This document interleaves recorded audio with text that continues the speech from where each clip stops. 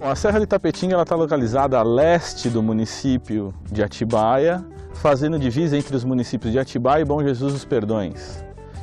Então a gente tem proximidades, por exemplo, com Campinas, aproximadamente 70 quilômetros de Campinas, 70 quilômetros de São José dos Campos e também a 55 quilômetros da capital de São Paulo.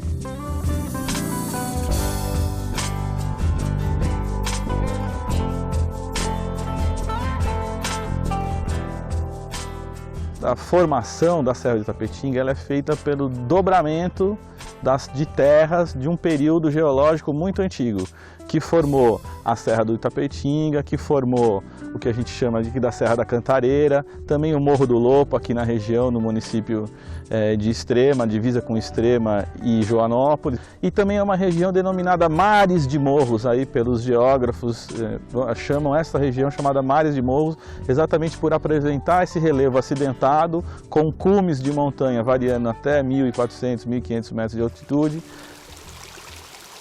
A Serra de Itapetinga abrange 5 bacias hidrográficas importantes para o município de Atibaia e importantes para o rio Atibaia, afluentes do rio Atibaia. A principal delas, eu diria que nasce na região do bairro do Portão, no alto da Serra de Itapetinga, e vai descendo, formando o que a gente chama de Córrego do Onofre, que é utilizado para o abastecimento público e que 20 mil pessoas utilizam-se desta água para a sua sobrevivência, para a sua sedentação, enfim, para as suas atividades diárias ligadas ao uso da água. Do ponto de vista da vegetação, a gente está no meio da Mata Atlântica, né? Então, a Mata Atlântica é o nosso quintal e é importante destacar isso. A gente ainda observa em alguns fragmentos uma Mata Atlântica mais original, uma Mata Atlântica primária. E aqui na Serra de Itapetinga, propriamente dita, a gente observa já uma Mata Atlântica secundária ali no Parque Municipal da Grota Funda e também uma vegetação mais degradada, chamada de campo antrópico, antropizada, por conta das diversas queimadas e por conta do uso, vamos dizer assim, não tão apropriado da Serra de Itapetinga, é que acabou formando uma vegetação chamada de campo antrópico, onde você vê a parte mais de gramíneas, a parte de capim e umas árvores isoladas ao longo do relevo da Serra de Itapetinga. Não é um fragmento grande, mas é o que resta para a gente hoje de importante. Tem muita cidade do interior que não tem isso que tem que deixar bem claro, né?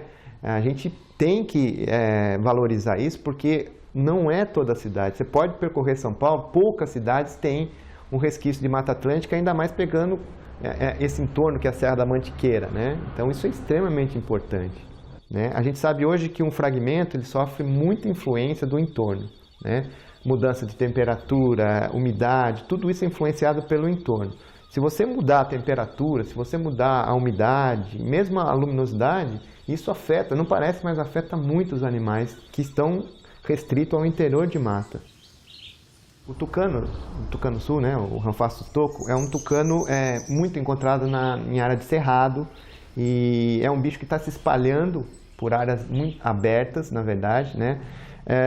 Na verdade, a gente não deveria ficar muito contente com a presença dele. Nem a dele, nem, por exemplo, da siriema, que é uma outra ave que a gente escuta no parque, mas é uma ave que também é de áreas abertas, é de área pedregosa. Então, é um sinal que, na verdade, a mata está sumindo, né? Os columbiformes, por exemplo, a asa branca, é uma outra ave que acompanha o desmatamento, né? Isso não havia essa quantidade na década de 90, na década de 80. Hoje isso está sendo muito mais visto pelo pessoal que está indo lá e notado pelos pesquisadores. Não é um bom sinal, infelizmente não é um bom sinal isso, né? Isso indica que cada vez mais a área está ficando ilhada, né? Culpa disso, ação antrópica, especulação imobiliária e agricultura. São as 3 coisas que mais têm influência hoje na Mata Atlântica, na verdade, né? As arapongas, surucuás, mesmo o tucano de bico verde, são grandes frugívoros, né? Ou seja, eles precisam estar constantemente atrás de uma disponibilidade de alimento que parece ser simples para as pessoas achar, mas não é tão simples assim. Porque eles precisam de uma área muito grande de alimentação, eles não encontram isso aqui, o fragmento é muito pequeno para eles, né? Então, a tendência, se a fragmentação continuar, esses bichos sumirem de vez daqui. né? Isso é preocupante. Essa área é provavelmente a maior área de afloramento rochoso que a gente tem, próxima da cidade de São Paulo, que de afloramento rochoso contínuo, de tipo granito gneiss, tá? E que tem uma certa semelhança com essas áreas de afloramentos rochosos que existem no resto do Sudeste. Além disso, o que a gente tem de interessante é que essa situação em que a pedra se encontra, né, é um afloramento isolado basicamente na paisagem, quer dizer, por alguns quilômetros você não tem nada semelhante. O que tem de interessante até é um padrão que a gente costuma chamar de ilhas de solo, tá? Esse nome, ilhas de solo, ela vem de um tipo de formação que existe no sudeste dos Estados Unidos, que foi estudado no início do século XX também, e é uma tradução de soil islands que existem lá. As espécies que existem nesse local, elas têm características muito diferenciadas. Quase todas elas têm a ver com a capacidade de sobreviver sem solo. Uma das espécies que mais interessantes daí, que fica muito fácil das pessoas observarem, que provavelmente chama mais atenção, é o Hippeastrum damassianum, que é um lírio, né, muito parecido com o que as pessoas encontram comercialmente chamadas de amaryllis, né, e ela é, na verdade, uma amarilidácea também, com uma flor alaranjada, e nessa pedra, há umas 40, 50 anos atrás, existiam várias espécies desse Hippeastrum, né? A gente tinha o Hippeastrum damassianum, Psittacinum, que ainda existe em alguns lugares, né? Mas se tornou raro, e a gente tinha também o Hippeastrum calyptratum, que desapareceu recentemente. A outra planta que chama a atenção de todo mundo na pedra e que é muito importante na formação daquilo que eu chamei de ilhas de solo é a Dickia pseudococcinea, tá? É uma bromeliácea. Essa planta, do jeito que ela se apresenta, ela só é conhecida ali, naquela região, na Pedra Grande. Hippeastrum damassianum, com as características de cor e de aparência que a gente conhece, que a gente observa na Pedra Grande, também só tem aquele aspecto naquele lugar.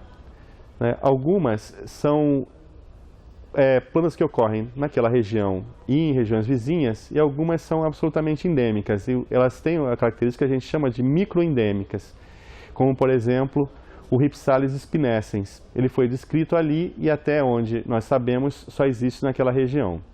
O que faz ele ser especial é essa associação exclusiva com a Pedra Grande. Existem espécies vegetais, existem espécies animais microendêmicas. Existem espécies na Pedra Grande e existem espécies na Grota Funda que são microendêmicas.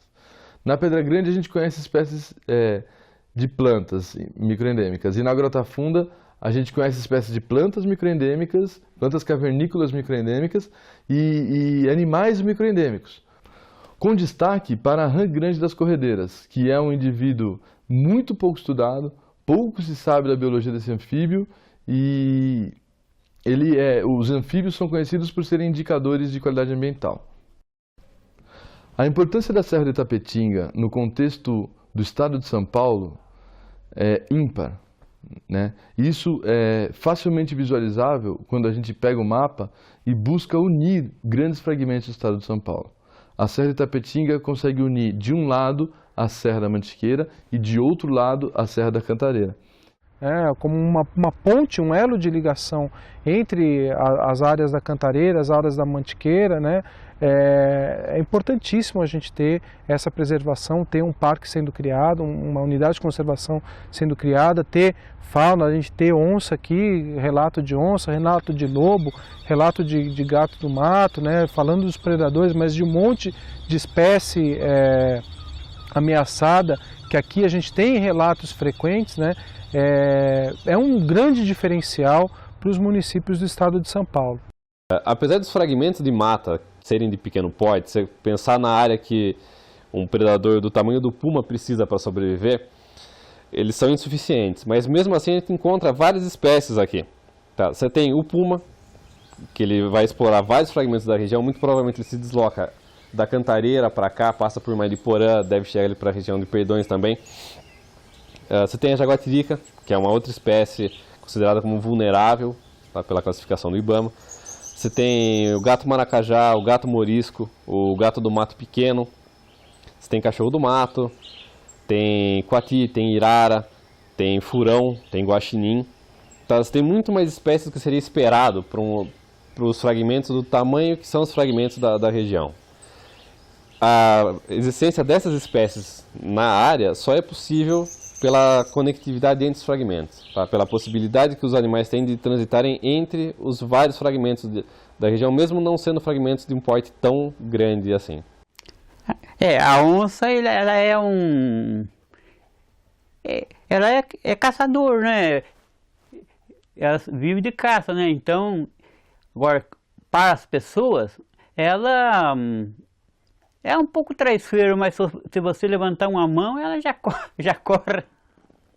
Agora, para os bichos aí, paca, gambá, esses bichos, ela caça tudo. Veado, nossa, caça tudo. Já vi onça. E sabe o que tinha bastante aqui? Era porco do mato, cateto. Tinha bastante. Esse acabou. Não sei se acabou, desapareceu. Por quê? Porque fizeram aquela estrada lá em cima, que passa lá no Jabuticabeira, e que vem lá do bairro dos Pintos lá, com aquela estrada que foi feita, aí os porcos do mato não passou mais para cá, porque começou a vir carro lá em cima, e caçador de cachorro, atropelou tudo os porcos do mato. O bugio que tinha bastante aqui, há pouco tempo sumiu. Não sei, o bugio, não sei, viu? Não sei se foi alguma doença, mas com certeza é doença ou algum caçador, não sei, viu? Bicho tinha bastante, viu? Tinha bastante. Só que o mato não era cortado, então os bichos foram se afastando, né? E o tempo era época de ter muito café, então era mais cafezal, né? E os bichos, devagarzinho, ele ia embora, depois ele voltava de novo. Foi mais ou menos junto mesmo. O café um pouquinho antes. Agora o carvão, a lenha, acho que foi aqui até 1956, viu? Daí parou. Esse aqui já era derrubado. Essa do lajeado já tinha sido derrubado e já estava crescendo. Usaram para fazer carvão. E plantava também roça de milho, feijão. A Serra do Tapetinga ela é tombada pelo Condefat. Ela foi tombada através da resolução número 14 de 1983. O tombamento ele regula o uso e ocupação do solo, né? Ele dá limites à utilização da propriedade em relação a tamanho e formas de utilização também. O tombamento ele já tem 25 anos. Na época era o que cabia aqui para a região, né? Em termos de legislação. Hoje já existe uma legislação de proteção ambiental mais moderna do que o simples tombamento, que é a lei do Sistema Nacional de Unidades de Conservação. Passados os 25 anos, está claro que o que houve foi uma atitude da comunidade e uma resposta do poder público em definir e delimitar a área que deveria ser preservada. E naquelas condições, há 25 anos atrás, ela resultou de algumas premissas, inclusive de algum grau de conhecimento, né? Em 25 anos, quer dizer, agora houve a demarcação efetiva daquela área, o que é pouco, mas com o advento do SNUC, das diretrizes disso, né, do Sistema Nacional de Unidade de Conservação, eu acho que a gente passou a ter condição de fazer um plano efetivo de ocupação e que em alguns casos pode até ser mais flexível até do que a legislação que existia até então. Flexível em que sentido? Porque no sentido de que você pode ter mecanismo de exploração não predatória que não está claro hoje com uma legislação muito superficial, né? O tombamento ele é muito genérico, muito superficial. É preciso ter legislação mais específica, mais detalhada, mais permanente. A pedra já é tombada, mas é necessário a gente continuar trabalhando, continuar com a bandeira de pé, trabalhando para que a gente consiga vencer esses paradigmas que é apenas usar o solo de forma indiscriminada em prol daqueles investidores que não estão preocupados, na realidade, com a preservação de toda essa fauna, de toda essa flora, a preservação da produção de água, o cuidado com o meio ambiente. Através do bom senso e através do cuidado e compromisso com a natureza e com o futuro de cada um.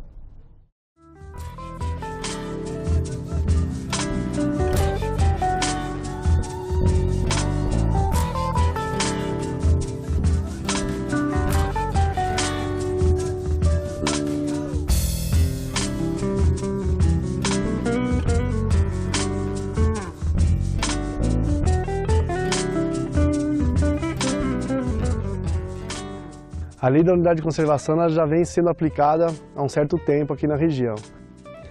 O Parque da Grota Funda, o Parque Municipal da Grota Funda, tem status de unidade de conservação de produção integral.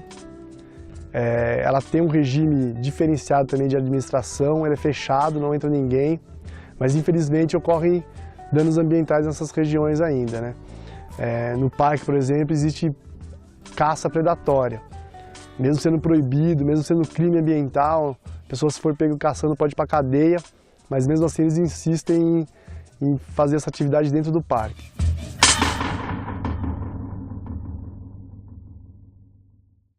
Ainda tem, viu? Tem caçador por aqui que caça por aqui um pouco, sim. Por detrás, por aí. Alguns não respeitam muito por aí, não.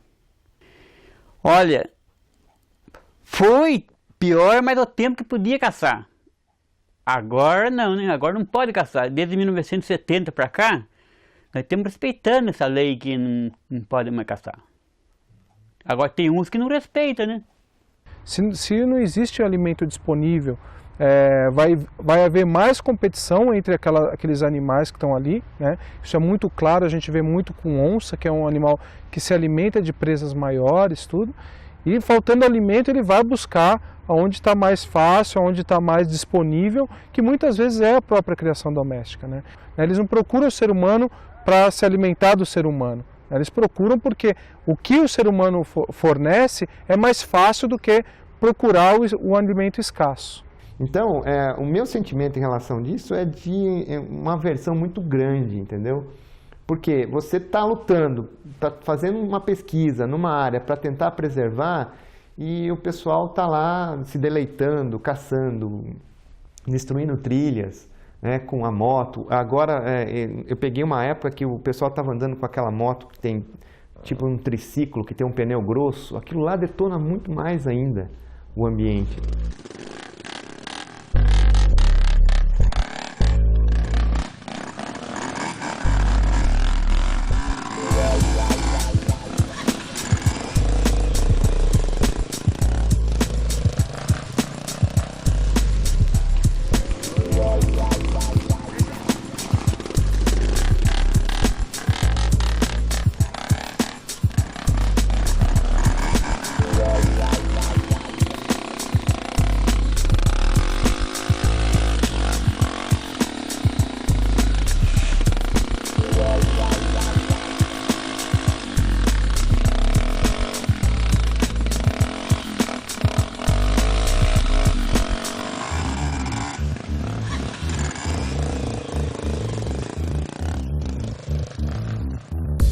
Porque não adianta nada a gente ter vários trabalhos na área, né? Desenvolver um projeto de manejo e tal, se essas coisas continuarem lá dentro, né? Desde 91 a gente tem visto isso. Não, eu falo a gente porque não só eu, o pessoal que trabalha da Unicamp, ou trabalhou aqui da Unicamp, da USP, que fizeram levantamento florístico, eles sempre se queixaram disso, né? Principalmente o pessoal de levantamento florístico, né? Porque não tem como você imaginar uma área de preservação sendo deturpada desse jeito como tem acontecido, na verdade, né? Um risco permanente que tem sido fonte de dano ao longo do tempo que a gente trabalha lá é o fogo. O fogo é capaz de danificar permanentemente. O que a gente tem observado ao longo do tempo é que o fogo tem danificado e não tem existido nenhuma ocasião em que a rocha tenha sido recuperada espontaneamente, naturalmente. Fogo, já ajudei a apagar muitos fogos por aqui e quase queimou tudo essa serra aí. Veio da Pedra Grande, vem de lá, de trás lá. Muitas vezes o fogo ficava enchido de fumaça do barrocão. Apagar fogo, se você conseguir chegar e o fogo estiver lento, você chega com um abafador e vai abafando, né? E outro com manchada, uma foice, vai abrindo um acero e vai matando o fogo. Combinado com o fogo, o que a gente vê mais frequente é coleta das plantas e pisoteio. Essas plantas, assim como não suportam o fogo, também não suportam pisoteio de nenhum tipo. Uma das coisas que identificavam a área, por exemplo, no passado, era que em um determinado período do ano ela ficava colorida pelas flores da rocha. E isso, obviamente, não existe mais, porque é aquilo que chama atenção. A distância também chama atenção quando você está próximo, e as pessoas passaram a coletar ou remover principalmente aquelas plantas que apresentam essa característica que torna a pedra atraente à distância, as cores que ela tem, né? Então, a gente não tem mais isso. Só o poder público pode restabelecer ou estabelecer esse tipo de controle. Então, formalmente, isso é imprescindível. Sem esse tipo de situação, isso não pode ser solucionado de jeito nenhum. É uma lógica jurídica, né? Então, a Constituição, no artigo 225, que é a lei maior do país, diz que é dever do Estado preservar o meio ambiente. A lei do SNUC, ela regulamenta parte desse artigo e mostra quais são as ferramentas para o poder público exercer esse dever de preservação.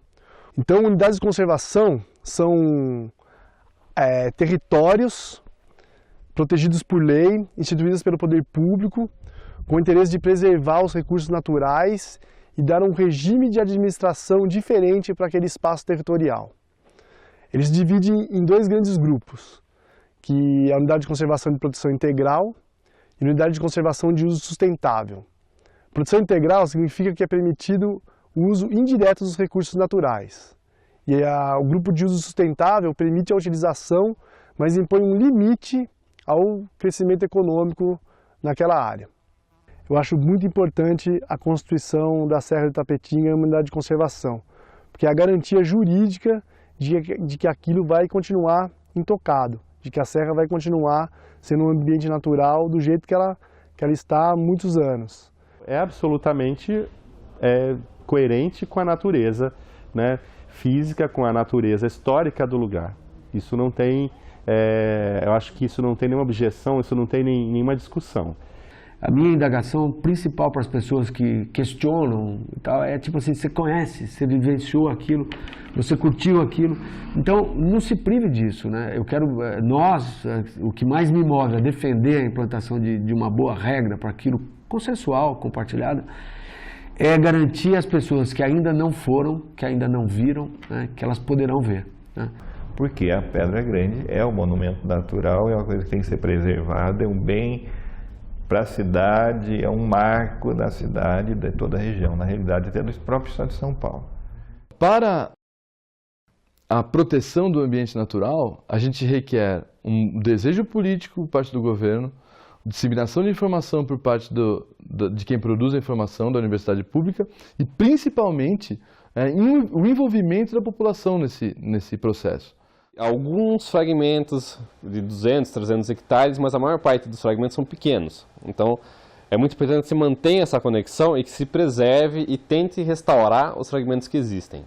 O que sobrevive hoje é em pequenos fragmentos. Aí que a gente tem que tomar o cuidado para manter isso, para não ter endogamia, para não ter deriva genética, que é cruzamento entre parentes, essas coisas todas. Não só com ave, mas com os vertebrados de uma maneira geral, né? Basta as pessoas verem que aquela unidade de conservação vai trazer benefícios para eles. Lá em Minas, a gente tem trabalhado a mentalidade das pessoas com benefícios, por exemplo, de um grande movimento turístico que tem crescido muito na região. Porque a serra, se ela não for preservado, um dia o que vai acontecer? Vai ficar um mato cerrado, porque queima tudo daí.